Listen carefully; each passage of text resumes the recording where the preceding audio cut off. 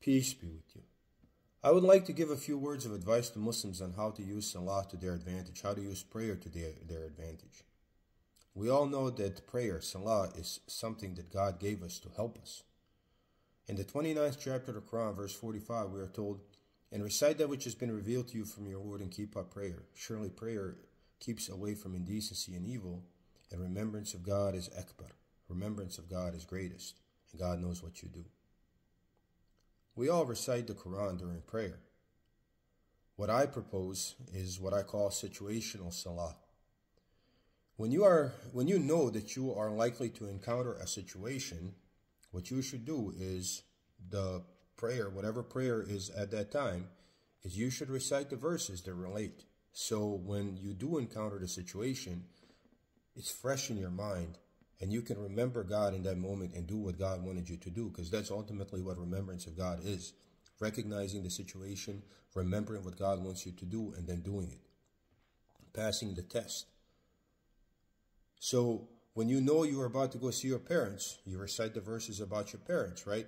God says in the Quran, "And your Lord has commanded that you shall serve none but Him, and goodness to your parents. If one or both of them reach old age with you, do not say to them as much as oof, nor raise your voice to them," right? So if you're about to go visit your parents and it's prayer time, that is what you should recite. When you are about to go to work, when I go to work, I recite verses about humility and how to talk to people. So I remember that to treat my co-workers with respect and humility. If I'm about to go do a business deal, I will recite the verses about the mutaffifin so I don't become like them. That is what I call situational salah. It's like if you've ever taken a test at school and right before the test you have your flashcard and you're just going over the last things that you know you are probably going to be on the test. And right before you walk into the test, you take a look at it one more time. That is how we should use salah. So if you are struggling with things, you can use salah to help you. You can use prayers to help you. It's a very easy concept to understand. And it has helped me. And although I'm not perfect, it is not perfect system, it certainly helps. Exactly like God says in the Quran.